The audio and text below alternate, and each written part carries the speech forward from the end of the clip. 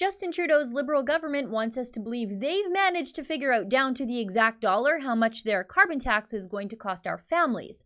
So why can't they tell us exactly how much it's going to add to our grocery bills?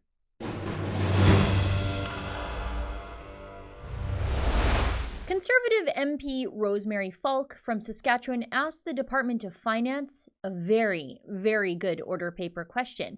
Now, before I go on, let me just stop here for a second and explain something.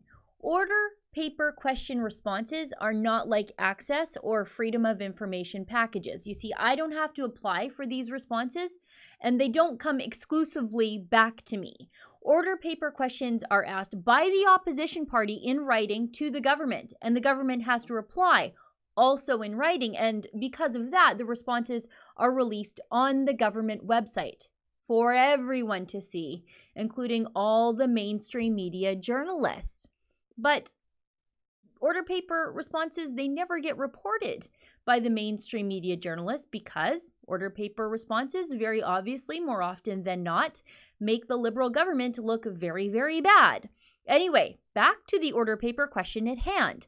Falk asked, with regard to the effect of the federal carbon tax on the price of groceries, A, does the government have any projections on how much the carbon tax will raise the price of groceries? And if so, what are the projections? And B, what is the projected increase in the cost of groceries each year for an average family in each of the next 5 years?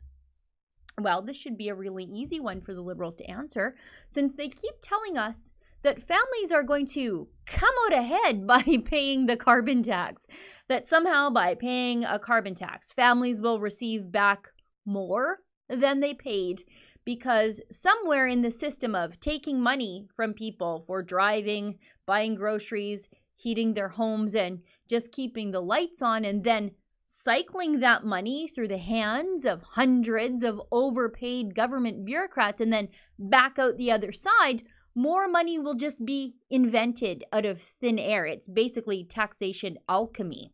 And surely, since the Liberals are so confident that this is the case, that they must have done some studies somewhere to be able to tell us this, because they've managed to pin down the number to the nearest dollar. For example, in the response the government gave to Falk, they say the average household cost of $403 for the 2019-2020 year in Saskatchewan is well below the average household climate action incentive payment of $598 for the year. So somehow in the Liberal calculations, they've figured out the total cost to your family down to the nearest dollar. It's $403.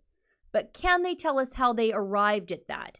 If that's the total household cost, then surely the Liberal number crunchers have considered the increase to the cost of groceries, and they can obviously tell us what it is the way Falk has asked for. But they can't. I'll post this order paper response in full so you can read it for yourself. The closest the Liberals ever come to telling us how much the carbon tax will add to the cost of groceries is a one-sentence lecture about how we all need to make better grocery choices, right here. These estimates are based on consumption patterns in the most recently available data. A higher price on more polluting products will send a strong and important signal and create an incentive to spend less on these products and more on relatively cheaper goods and services that pollute less. Resulting changes in household consumption will reduce the cost impacts described above. So to be clear, not only does the government not answer Falk's order paper question specifically, as they are mandated to do by law, but the Finance Department obfuscates in typical Liberal fashion by saying that we should just buy cheaper groceries, which is something the Trudeaus would never do. You see, that sort of stuff is just resigned for the normies of the world, not His Royal Highness Justin Trudeau. You see, this comes on the very same week that the Ottawa Citizen regurgitated a story I did 2 years ago about how the Trudeau spending habits differ very greatly from the Harper family. The Harper family spent a little more than $1,000 a month at Farm Boy for groceries. But once the Trudeaus were pushing the grocery cart, or rather paying somebody else to push it for them, they were spending double that a month at Market Organics, of course. Oh, but you and your family, you're supposed to buy reduced to clear wilted lettuce for your bologna sandwiches on 3-day-old bread. Just changing your consumption patterns. Remember last month when I broke this story that Trudeau ran up a $384,000 food and liquor bill on just 5 flights?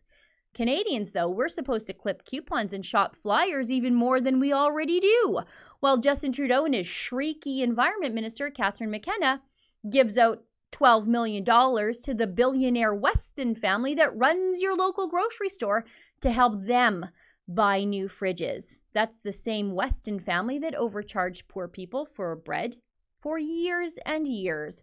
Apparently, the rest of us just need the Liberal government to help us change our household consumption patterns, which is just Liberal doublespeak for making the necessities of life in Canada more expensive for struggling Canadian families, while the Liberals give out handouts to their highfalutin friends and mow down on gourmet food that you and I pay for. I think this October, it's up to Canadians to force these Liberals to change their consumption habits by firing them all. For the Rebel.media, I'm Sheila Gunn Reid. Big tech and social media companies love to censor conservatives, but we have a work around that problem should it ever happen to us. We have a Rebel Media mobile app. It's available on the Google Play Store or the Apple App Store. Download it, give it a try, and help us fight big tech censorship when they finally come for us.